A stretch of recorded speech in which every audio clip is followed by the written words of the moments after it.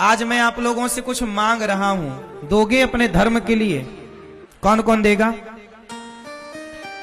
आज मैं आप लोगों से कुछ मांगूं, तैयार हैं देने के लिए? तो सुनो, यदि आप अपने सनातन धर्म से प्यार करते हो तो आज एक संकल्प लो इस कुंभ में बैठकर, और जो टीवी पर सुन रहे हैं, जो जिस भी प्लेटफॉर्म पर सुन रहे हैं, आप जैसे सुन रहे हैं, आप एक संकल्प लीजिए कि आज हम संकल्प लेते हैं, गंगा मैया की कसम खाते हैं कि हम कम से कम एक हिंदू भाई को, जो कि धर्म परिवर्तन कर चुका है, कितने हिंदू धर्म परिवर्तन करके ईसाई बन गए और मुस्लिम बन गए, जिन हिंदुओं ने धर्मांतरण किया है और ईसाई बन गए, हम उन हिंदुओं को फिर घर वापसी कराएंगे। एक एक हिंदू की घर वापसी कराने का संकल्प ले। यदि आप सभी हिंदू उन भटके हुए हिंदुओं को सही मार्ग दिखा पाए और उन भटके हुए हिंदुओं की घर वापसी करा पाए जिन्होंने धर्मांतरण कर लिया है, तो बताओ इससे बड़ी राष्ट्र की कोई सेवा हो सकती है? बोलो। इसलिए आप सबकी ये जिम्मेदारी है। अच्छा ये बताओ, आप में से कितने लोग ऐसे हैं कि आपके गांव के अगल बगल के लोग, गली मोहल्ले के लोगों ने धर्मांतरण कर लिया है? किसके जान पहचान में लोगों ने धर्मांतरण किया है? जरा हाथ उठाओ। अगल बगल के लोगों ने, गांव अगल बगल के गांव के लोगों ने, गलियों के लोगों ने, आपके लोगों ने धर्मांतरण किया है? आसपास के लोगों ने? हाँ या ना? अब देखो, क्रिश्चियन लोग ना तो तलवार उठा रहे हैं, ना तो कहीं वो लड़ाई झगड़ा कर रहे हैं, लेकिन वो सनातन धर्म की जड़ों को काटते चले जा रहे हैं, धर्मांतरण कराते चले जा रहे हैं। कितनी चतुराई से काम कर रहे हैं वो लोग, हाँ या ना? और आप लोगों के अगल बगल में हिंदू लोगों ने धर्मांतरण कर लिया। क्या आप लोगों का धर्म नहीं है कि आप उनसे कहें, अपने धर्म के बारे में उन्हें समझाएं? क्या कमी हो गई आपके अगल बगल के लोगों के पास? क्या कमी है सनातन धर्म में कि हमें छोड़कर जाना पड़ा? क्या कमी है? मुझे बताओ कि सनातन धर्म में कमी क्या है? क्या कमी है? कुछ लोग कहते हैं कि सनातन धर्म में छुआछूत ज्यादा है। क्या ज्यादा है? बोलो जोर से। अब मुझे बताओ कि सनातन धर्म में छुआछूत है या नहीं? जोर से, जोर से, जोर से। कुछ लोग कह रहे हैं है, कुछ लोग कह रहे हैं नहीं है। इसका सही उत्तर क्या है? तो ध्यान से सुनो। हमारे सनातन धर्म में यदि छुआछूत है तो बताओ, भगवान राम ने माता शबरी तो जंगल में कोल भीलों की बेटी थी, आज की भाषा में दलित की बेटी थी, तो राम जी ने शबरी के घर जाकर शबरी को गले लगाया कि नहीं? बोलो। शबरी के बेर खाए कि नहीं? क्या राम ने छुआछूत किया? जब राम ने निषाद राज को गले लगाया, जब राम ने केवट को गले लगाया, जब राम ने माता शबरी को गले लगाया, जब राम ने छुआछूत नहीं की, तो हम कौन होते हैं भाई छुआछूत करने वाले? हमारे यहां जातियां बनी हैं व्यवस्था के लिए। किसके लिए बनी है? ब्राह्मण जाति नहीं है, एक व्यवस्था है। क्षत्रिय कोई जाति नहीं है, क्षत्रिय एक व्यवस्था है। वैश्य कोई जाति नहीं है, एक व्यवस्था है।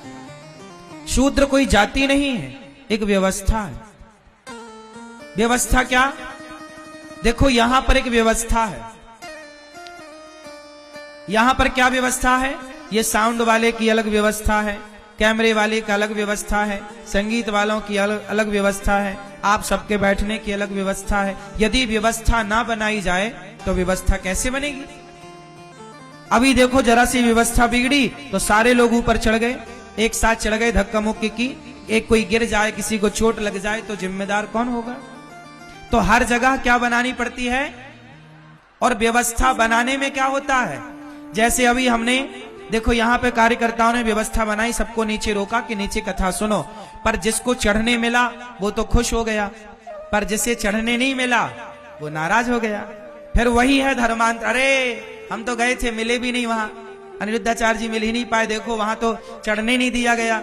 फिर वो क्या होते हैं, उनकी श्रद्धाएं टूट जाती हैं। अब मुझे बताओ कि आपको रोका क्यों गया?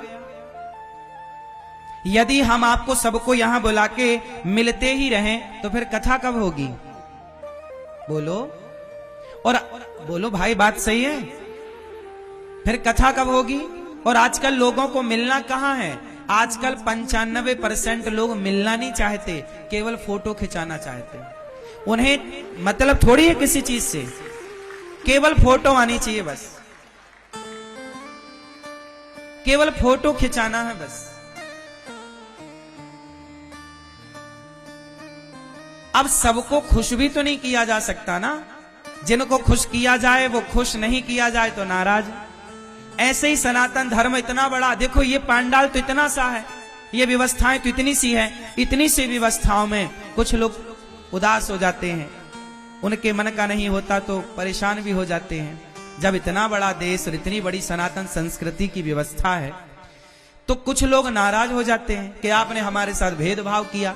अब आप लोगों को क्या लगा कि आपने उन्हें तो चढ़ा लिया मंच में, हमें नहीं चढ़ाया। भाई हम तो चाहते हैं आप सब मंच में आओ, सब मिलो, पर ये बताओ कि सब मंच में चढ़ जाओगे तो मंच रहेगा कि टूट जाएगा? बोलो, हमारे लिए तो आप सब एक समान हो ना, बताओ, हमारे लिए सब आप एक बराबर हो, प्रेमी हो, हमारे लिए थोड़ी कोई ऊंचा नीचा भेदभाव है। आप आओगे हम सबसे हाथ जोड़ के मिल रहे हैं, लेकिन ये तो आपकी भी जिम्मेदारी है ना कि आपको एक एक से आना है, आराम से मिलना है। कह रहे हैं कि बैठो कथा सुनो तो बैठ के सुनो, तो आप भी यदि व्यवस्था में सहयोग नहीं करेंगे तो फिर व्यवस्था ही अव्यवस्था बन जाती है। क्या बन जाती है? हमारे ऋषियों ने व्यवस्था बनाई, ब्राह्मण को नियुक्त किया कि तुम्हें पढ़ाने का काम दे रहे हैं। पूरी दुनिया में, पूरे भारत में पढ़ाने का काम ब्राह्मण को दिया गया, तुम पढ़ाओगे। और ब्राह्मण पढ़ाने का क्या लेता है बताओ? आज के पहले राम जी कहां पढ़े थे? जोर से, कहां? गुरुकुल। क्या राम जी को पढ़ाने वाले गुरु ने राम से पढ़ाने की कोई फीस ली? कौन है गुरु राम जी के? बोलो मेरी मां, कौन? वशिष्ठ जी। वशिष्ठ जी ने क्या राम जी से कोई फीस ली?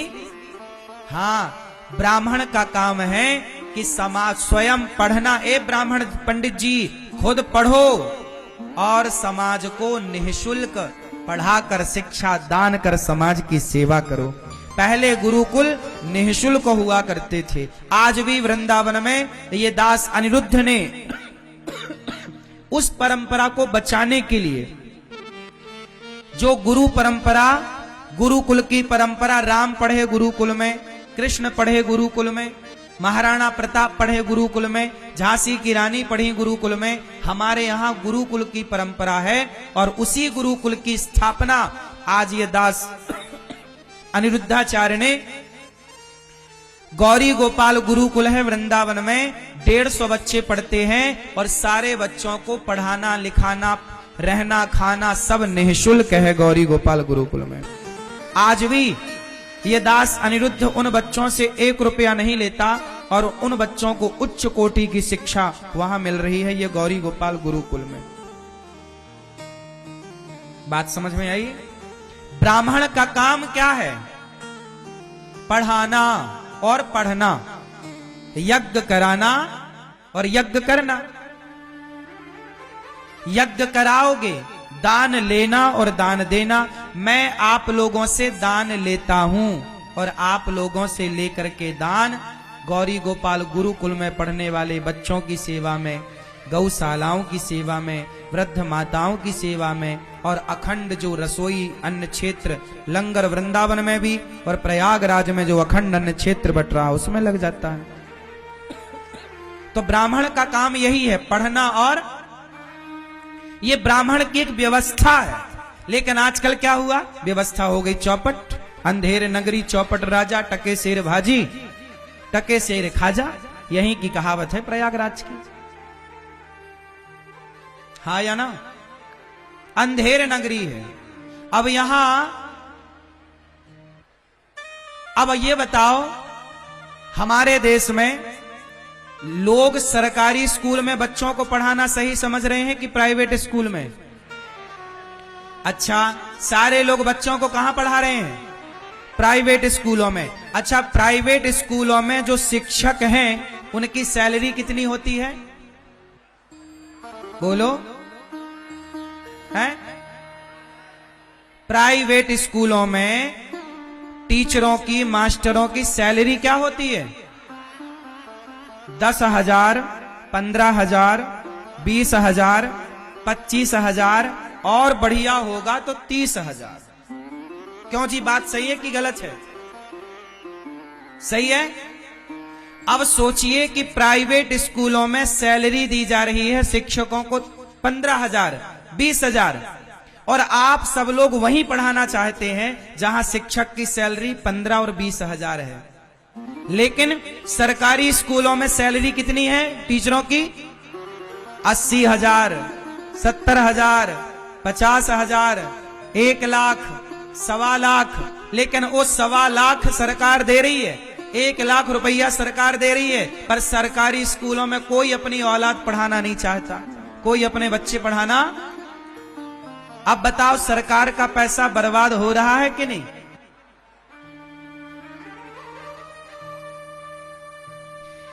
अरे, जब तक ब्राह्मण इस देश में पढ़ाता रहा समाज को ना, चाणक्य पढ़ाए तो चंद्रगुप्त नौकर नहीं बने, चंद्रगुप्त सम्राट बनकर के बैठ गए।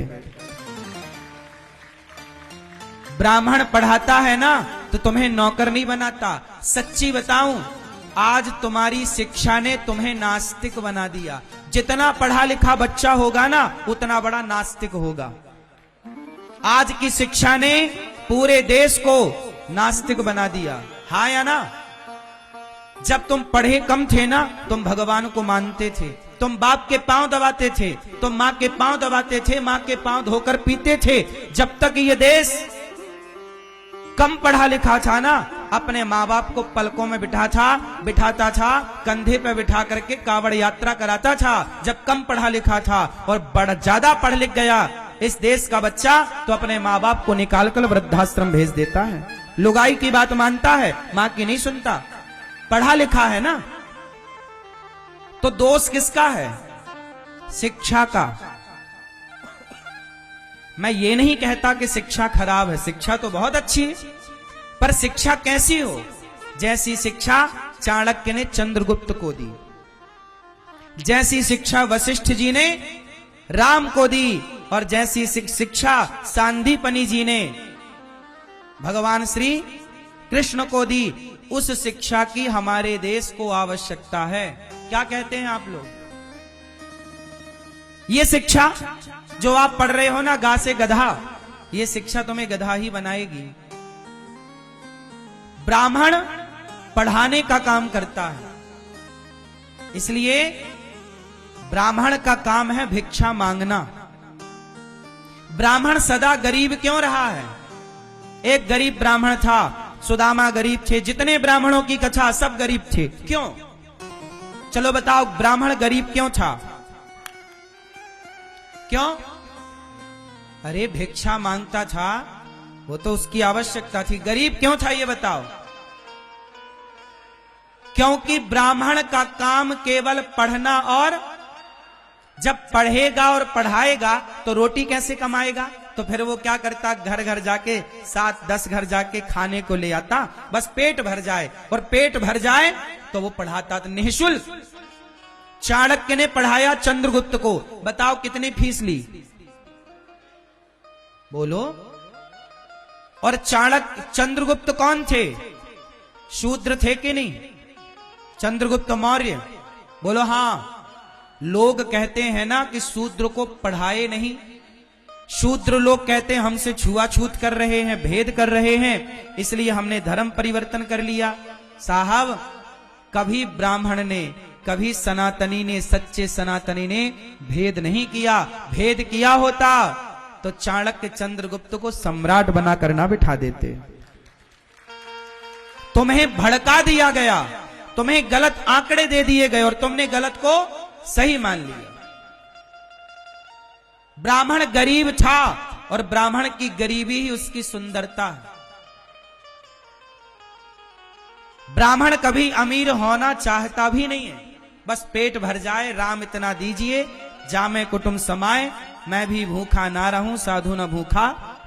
हे विधाता, ज्यादा रहीसी हमें चाहिए ही नहीं। हमारे यहां तो ब्राह्मण सबको आशीर्वाद देता है।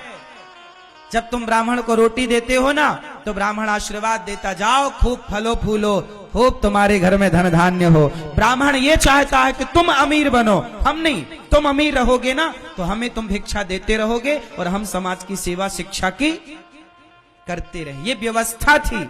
लेकिन तुमने ब्राह्मणों को कहा, अरे पंडित जी कमाकर खाते नहीं हो, भिक्षा मांगने आ जाते हो। आज कोई भीख मांगने जाए तो लोग कहते, पंडित जी तुम कमा के खा नहीं सकते, भीख मांगने आ गए, भीख मांगने आ गए। अरे मेरी माँ, वो भीख मांग के कमा रहा, भीख मांग के खा रहा है, तब तो पढ़ाएगा। वो कमाने में लग जाएगा तो 8 घंटे ड्यूटी करेगा, 10 घंटे ड्यूटी करेगा, पढ़ाएगा कब?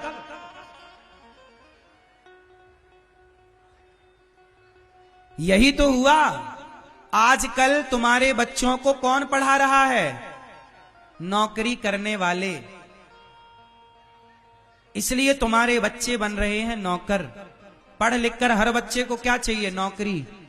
सब बच्चे चाह रहे हमें नौकरी मिल जाए, सबको नौकर बनना है।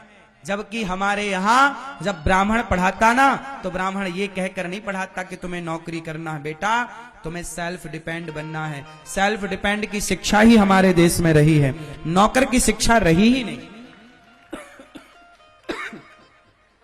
क्या नहीं था हमारे देश में? मैनेजमेंट नहीं था। इतने बड़े बड़े राजा थे, बिना मैनेजमेंट के राज सत्ताएं चलती थी। तुम जब से पढ़ लिख गए ना, लोहे के सिक्का चलते हैं। जब तक ब्राह्मण पढ़ाता रहा तब तक इस देश में सोने के सिक्का चलते रहे। पागल, क्या बात करते हो तुम? जब तक ब्राह्मण ने इस देश को पढ़ाया तब तक इस देश में कौन से सिक्के चल रहे थे? सोने के, चांदी के। और जब से शिक्षा समाप्त हो गई, ब्राह्मण से शिक्षा छीन ली गई और नौकर बना के रख दिया गया, तब से लोहे के सिक्का आ गए। भूखन मर रहा है आदमी। क्यों जी? बात सही है कि गलत है? ब्राह्मण जब तक इस देश में शिक्षा को संभाले रहा तब तक धर्मांतरण नहीं हुआ। ब्राह्मण के हाथ से शिक्षा गई, धर्मांतरण हो गया। अब सोचो, अब मुझे बताओ, इस देश में पढ़ा कौन रहा है? भैया बैठ जाओ, अभी बैठ जाओ, अभी बैठो। अच्छा ये बताओ, अब हमारे देश में शिक्षा किसके पास है? मतलब पढ़ाने का अधिकार किसके पास है? बोलो। अब हमारे देश में सबसे ज्यादा क्रिश्चियन स्कूल एक्टिव हैं। ये बात सही है कि गलत है? जोर से। हर शहर, हर गांव, हर कस्बा में अब कौन से स्कूल खुल रहे हैं? कॉन्वेंट स्कूल और क्रिश्चियन स्कूल। कौन से? आपके भी बहुत सारे बच्चे क्रिश्चियन स्कूलों में पढ़ते होंगे, हाँ या ना? अब सोचिए कि जिन लोगों ने हमारे देश की सोने की चिड़िया लूटी, अंग्रेजों ने, आज आप उन अंग्रेजों के, उन क्रिश्चियनों के जो देश में धर्मांतरण करा रहे हैं, उन क्रिश्चियनों के स्कूलों में आज हिंदू पढ़ने के लिए मजबूर है। ये देखिए, भारत में रहकर ये भारत की दुर्दशा देखिए। जब तुम्हारी संतान को क्रिश्चियन पढ़ाएगा तो फिर वो पढ़ लिख करके क्या बनेगा? क्रिश्चियन बनेगा, क्योंकि जैसा गुरु वैसा चेला। और हमारे यहां जब तक ब्राह्मण पढ़ाता रहा तो ब्राह्मण राष्ट्रभक्त बनाता रहा। मर जाना पर अपने धर्म को नहीं छोड़ना।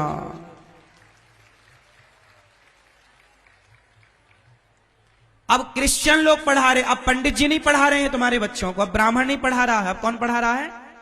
वो क्रिश्चियन जो गाय का मांस खाते हैं। हाँ या ना? तुम गाय की पूजा करते हो, जय गौ माता जय गौ माता, और वो लोग गाय का मांस खाकर तुम्हारी औलाद पढ़ा रहे हैं। क्या पढ़ाएंगे वो?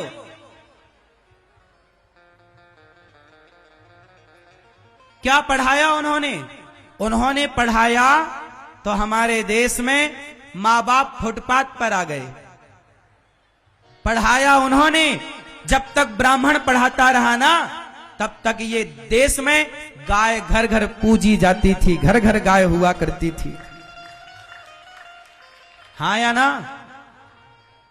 शिक्षा बदल गई साहब।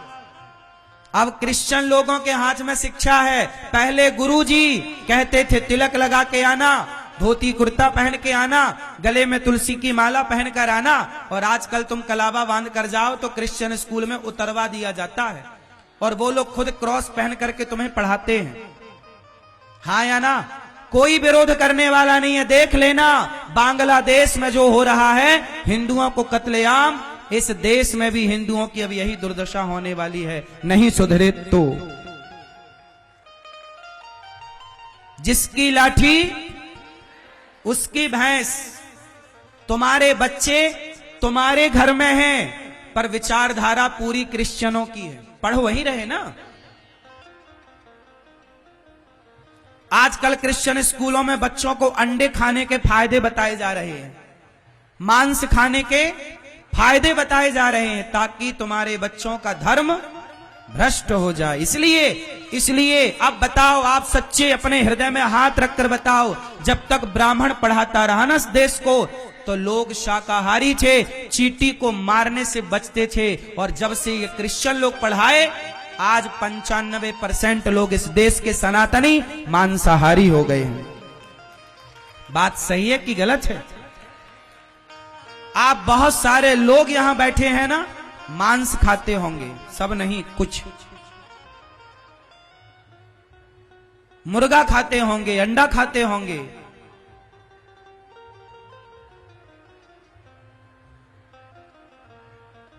ब्राह्मण एक व्यवस्था रही, लेकिन आज के लोग ब्राह्मण से नफरत करने लग गए। जिस ब्राह्मण ने संस्कृति को बनाए रखा, संगठित रखा, आज उसी ब्राह्मण से लोग नफरत कर रहे हैं। क्षत्रिय कोई जात नहीं, एक व्यवस्था है। जब तक इस देश का राजा क्षत्रिय था, तब तक इस देश में चोरी करने वाले के हाथ काट दिए जाते थे और बलात्कार करने वाले को चौराहे पर खड़ा करके फांसी की सजा दे दी जाती थी। आज हमारा कानून कैसा है? पहले का राजा क्षत्रिय था तो न्याय करता था। राम कौन थे? क्षत्रिय, न्याय करते थे। वाल्मीकि रामायण में लिखा है, कुत्ते को न्याय दिलाया था राम ने। कथा बड़ी लंबी है, आपको बताऊं। आज हमारा जो कानून है ना, कैसा है? बोलो। अंधा। अंधे तो धृतराष्ट्र थे। अब बताइए, आप लोग अंधे हो कि आंख वाले हो? आंख वाले लोगों के देश में अंधे कानून की क्या जरूरत है साहब? कानून अंधा क्यों होना चाहिए, आंख वाला क्यों नहीं? क्यों जी? अंधा है, इसलिए हमारे यहां बलात्कार कोई करता है तो कभी, अभी देखो बंगाल में बलात्कार किया एक डॉक्टर लड़की के साथ, डॉक्टर बहन के साथ। सारा मोमबत्तियां बुझ गई सबकी, सारा शोर शराबा खत्म हो गया। बलात्कार करने वाला मौत से खीर पूड़ी खा रहा है जेल में। वो जेल में ही है कि बाहर घूम रहा, कौन देखने जा रहा है? जबकि होना क्या चाहिए, 1 महीने के अंदर 2 महीने के अंदर पड़ताल करके न्याय कर लो कि भाई ये गलत किया कि नहीं, सही निर्दोष है कि दोषी है। दोषी है तो चौराहे पर खड़ा करो, पूरी दुनिया की मीडिया लाइव प्रसारण करे और लाइव उसको फांसी की सजा दी जाए, ताकि लोग डरें यार हम करेंगे तो हमारे साथ ऐसा होगा। आज इस देश में बलात्कार होते हैं, उस बलात्कार का जिम्मेदार कौन? अंधा कानून। कौन है जिम्मेदार? बोलो। बलात्कारी को चौराहे पर फांसी होनी चाहिए कि नहीं? उत्तर दो। कितने लोग सहमत हैं मेरी बात से? यदि चौराहे पर फांसी हुई तो समाज में डर पैदा होगा, बलात्कार रुकेंगे? तो बताओ, यदि बलात्कार हो रहे हैं तो दोषी कौन? बोलो। अंधा, अंधा कानून जिम्मेदार है। पट्टी उतारो इस अंधे कानून की और आंख वाला बनाओ। मैया सही है, क्षत्रियों के हाथ में व्यवस्था थी, क्या मजाल कोई बलात्कार करे? रावण उठाकर ले गया था सीता मां को, हाथ लगाया, पूरी लंका जला दी, सर्वनाश कर दिया। ये न्याय राम का। पूरी लंका जलाई नालायक की। बोलो हां। 1 लाख बेटा मारे गए रावण के। कितने बेटा? हां। बलात्कारी है ना, तो बलात्कारी बेटा है तो बाप को भी दंड मिलना चाहिए। बलात्कारी बेटा है, उसकी मां को भी दंड मिलना चाहिए, ताकि हर मां बाप अपने बच्चे को अच्छे संस्कार देकर के बड़ा करे। गलती मां बाप की भी है, हाँ या ना? रावण की गलती की सजा रावण के बेटों को मिली कि नहीं? बोलो हां। हां। 1 लाख बेटा और 1.25 लाख नाती, जिसके घर पर दिया ना। हाँ, जब तक कानून, जब तक राजा क्षत्रिय रहा ना, तो कानून व्यवस्था मजबूत। इसलिए राम जैसे राज्य की कल्पना करी जाती है इस देश में, हाँ या ना? अब तुम लोग ना तो ब्राह्मण को ना तो क्षत्रिय को, हमारे देश का वैश्य, जब तक वैश्य व्यापार करता रहा तब तक हमारे देश में अर्थ की कमी नहीं होती थी। अब हमारे देश के व्यापारियों से पूछो, बाजार के सारे व्यापारी परेशान हैं। क्यों परेशान हैं? क्योंकि भारत के कुछ बड़े बड़े उद्योगपतियों के हाथ में सब कुछ चला गया है। छोटे व्यापारी के पास कुछ नहीं है, दुकान खोले बैठा है सवेरे से शाम तक, उसके घर का चूल्हा जलना भी मुश्किल हो गया है आज के समय पर। ये वैश्यों की स्थिति हो गई है, ब्राह्मण, क्षत्रिय और वैश्य। वैश्य इतना परेशान है, आज का देश का व्यापारी इतना परेशान है, सरकार इतना टैक्स ले रही है कि जरूरत से ज्यादा। व्यापारी परेशान है, कहे तो कहे किससे, करे तो करे क्या? पूरे भारत के व्यापारियों से पूछ लो, आज रो रहे हैं सारे व्यापारी, परेशान है, धंधा नहीं चल रहा है, ठीक से काम नहीं चल रहा है, अब जैसे तैसे बस चूल्हा जल रहा है बस। क्योंकि व्यापार विधा बदल गई ना।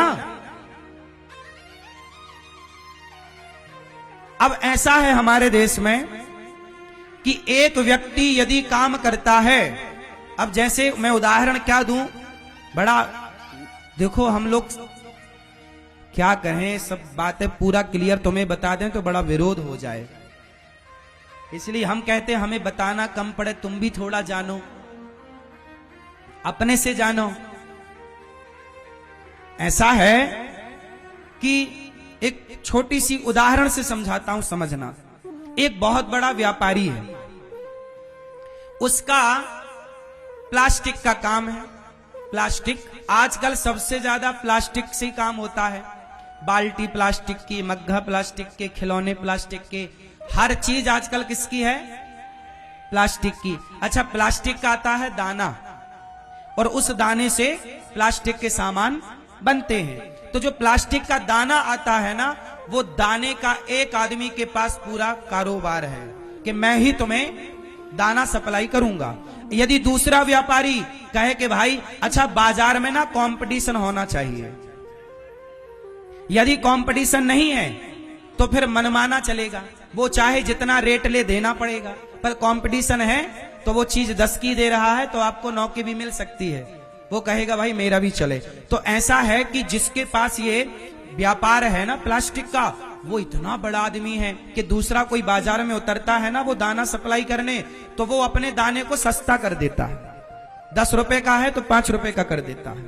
अब जब 5 रुपए का मिल रहा है तो वो वाला आदमी जो नया नया खोले बैठा था वो बर्बाद हो जाता है, चले गई नहीं, फिर वो कर देता है बंद। और जब वो बंद किया तो इसने फिर 10 रुपए का 20 रुपए कर दिया।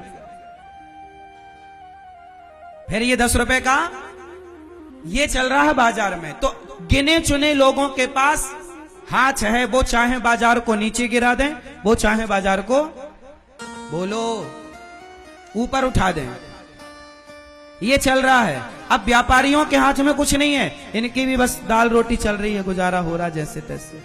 क्यों जी, बाजार में व्यापारियों की स्थितियां सही है कि गड़बड़ है?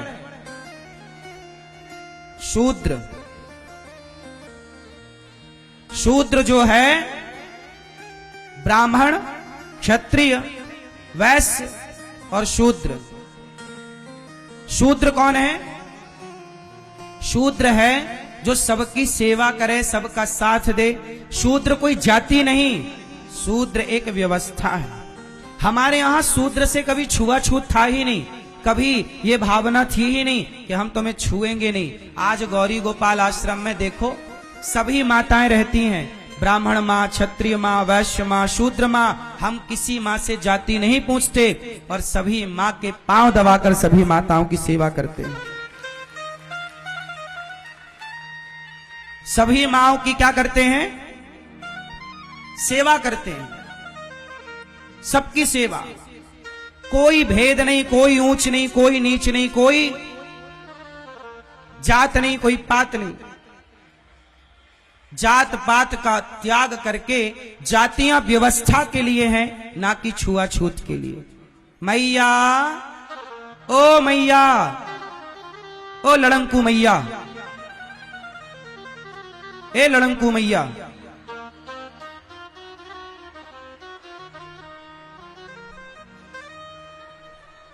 मैया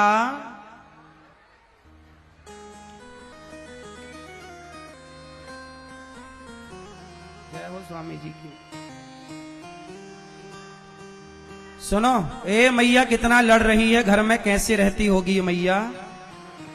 पति तुम्हारा कैसे रहता होगा साथ में, रोता होगा बेचारा।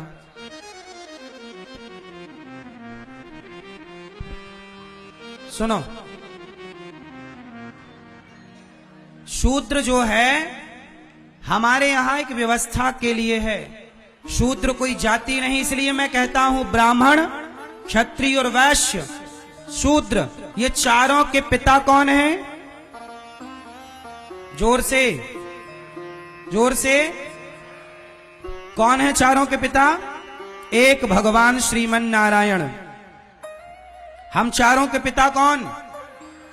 ब्राह्मण भगवान के मुख से पैदा हुआ, क्षत्रिय भगवान की भुजा से, वैश्य भगवान की जंघा से और शूद्र भगवान के चरण से।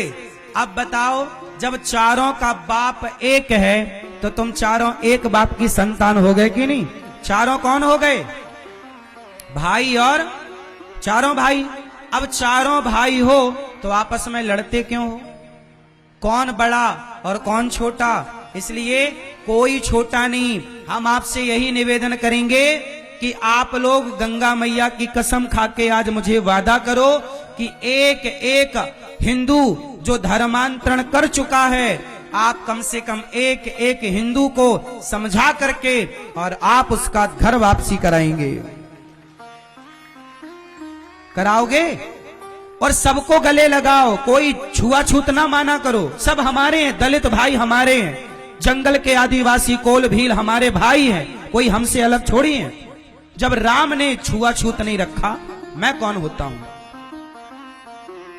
हमारे दलित भाई, शूद्र जो भाई हैं, यदि वो गरीब हैं तो हमें उनको आटा देकर, चावल देकर, दाल देकर उनकी मदद करनी चाहिए। उनकी बेटी का ब्याह हो रहा है तो हमें थोड़ा सहयोग करके उनकी हेल्प करनी चाहिए। वो गलत रास्ते पर गए तो समझाना चाहिए। गांव के बड़े मुखिया को जाकर उनके साथ थोड़ा बैठना चाहिए। हर बड़े व्यक्ति को चाहिए कि वो हर गांव के हर तबके को गले लगाए। राम अयोध्या के राजा हैं, पर वो अयोध्या के राजा बनने से पहले सबसे पीछे पायदान पर खड़ी हुई माता शबरी के घर जाकर वो शबरी को गले लगाते हैं। इसलिए तो राम राजा बने, जो सबको गले लगाए, जो सबको। हाँ, अब हम कहें कि जी हम तुम्हें गले नहीं क्यों नहीं लगाओगे गले? सबको लगाओ। इसलिए मेरे दोस्तों, शराब पीने में पैसा ना बिगाड़ो, मांस खाने में पैसा ना बिगाड़ो। हमारे गरीब दलित भाई को पैसों की जरूरत है, उसकी बेटी के ब्याह में, तो आप थोड़ा सहयोग करके उसकी बेटी का ब्याह करो। उसके घर में रोटी नहीं है तो रोटी की जरा व्यवस्था कराओ। यदि तुम नहीं कराओगे तो क्रिश्चियन लोग पैसा देकर धर्मांतरण करा लेंगे और वही क्रिश्चियन फिर उनको तुम्हारे खिलाफ खड़ा कर देंगे, उतार देंगे लड़ाई कराने के लिए। फिर तुम लड़ना अपनों से। क्यों जी, बात सही है कि गलत है? पैसा दे दे कर ही तो क्रिश्चियन लोग धर्मांतरण करा रहे हैं। तो आप लोग पैसा गुटखा में लगा रहे हो, शराब में लगा रहे हो। आप भी पैसा बचाओ, ज्यादा कमाओ और आप भी भारत मां की रक्षा करो, राष्ट्र की सेवा करो। सनातन धर्म से प्यार करते हो तो प्रत्येक सनातनी को गले से लगाना सीखो। कौन कौन लगाएगा? कितने लोग मेरी बात से सहमत हैं? सब गले लगाएंगे सनातनियों को, कोई ऊंच नीच का भेद नहीं, सबको गले। कौन कौन लगाएगा? और एक एक हिंदुओं को जो धर्म परिवर्तन कर चुके हैं, कौन कौन वापस कराने की कोशिश करेगा? घर वापसी का प्रयास कौन करेगा? खड़े हो जाओ, अभी नहीं।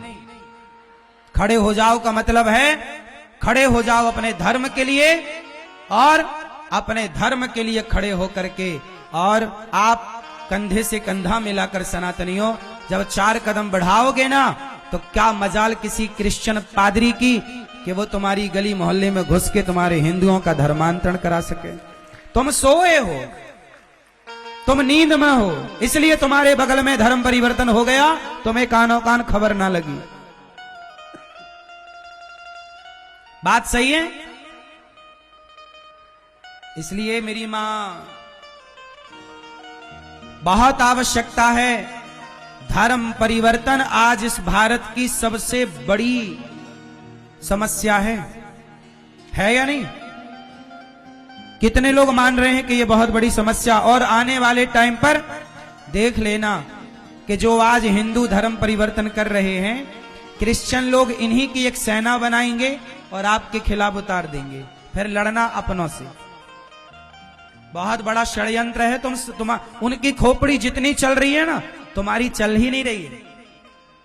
तुम केवल वर्तमान देख रहे हो, वो 10 साल बाद का, 50 साल बाद का देख रहे हैं। क्यों जी, बात सही है? आज पाकिस्तान में क्या हुआ? सारे हिंदू खदेड़ दिए गए। आज बांग्लादेश में क्या हुआ? सारे हिंदू खदेड़ दिए गए। अरे और तो छोड़ो, भारत में क्या हुआ? कश्मीर से सारे हिंदू पंडित खदेड़े गए। बोलो, आज 30 साल से ज्यादा हो गए इस बात को। कश्मीर से हिंदू खदेड़े गए थे, उनकी बेटियों के साथ बलात्कार हुआ, घर छीन लिया मुसलमानों ने, उनकी जमीन जायदाद छीन ली, सारी जिंदगी की कमाई, आज तक उन ब्राह्मणों को उनका घर नहीं मिला। भागे भागे फिरे, लाखों मारे गए। भारत में ही हिंदू खदेड़ा गया कश्मीर से खदेड़ा गया तो भारत के कोने कोने में बसा। सवाल करता हूं आपसे, जिस दिन प्रयागराज से खदेड़े जाओगे, उत्तर प्रदेश से खदेड़े जाओगे, भारत से खदेड़े जाओगे, बताओ कहां जाओगे? हिंदुओं, कहां जाओगे? बताओ जरा। सुनो, पाकिस्तान कितने हैं? जोर से, जोर से।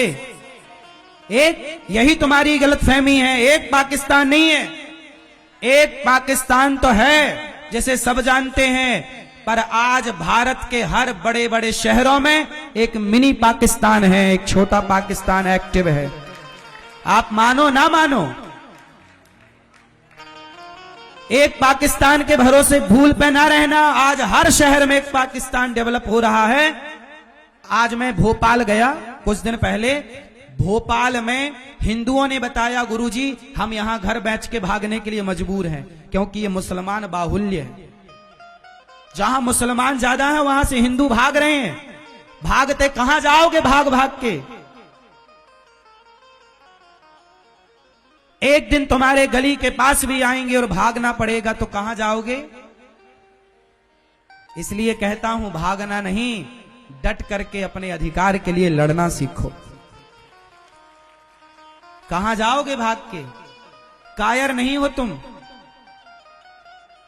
तुम झांसी की रानी हो मेरी मां। एक लड़की ने तलवार उठा ली तो अंग्रेजों को नानी याद दिला दी।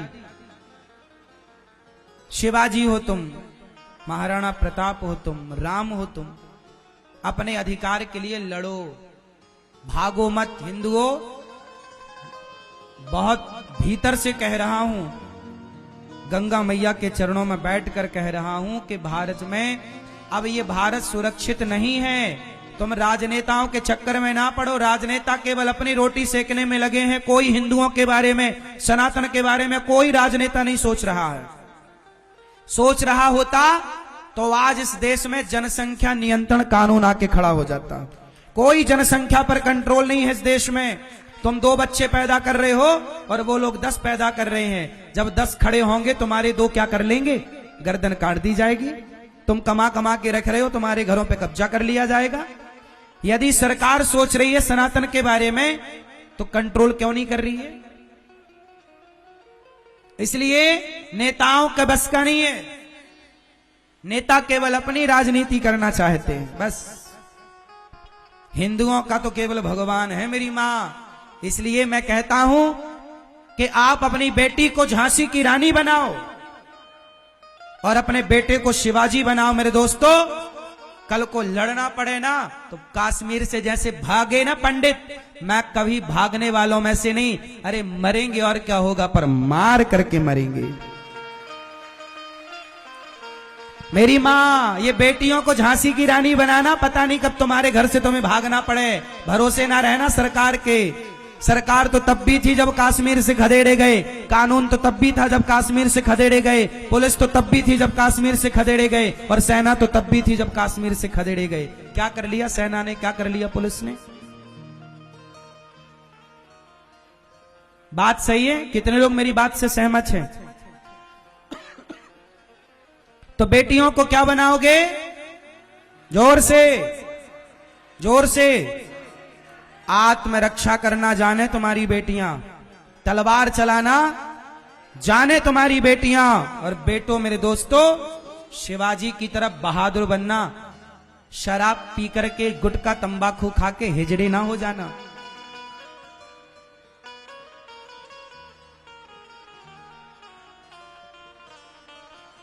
बहादुर बनना, ठीक है? पैसे का सदुपयोग करना।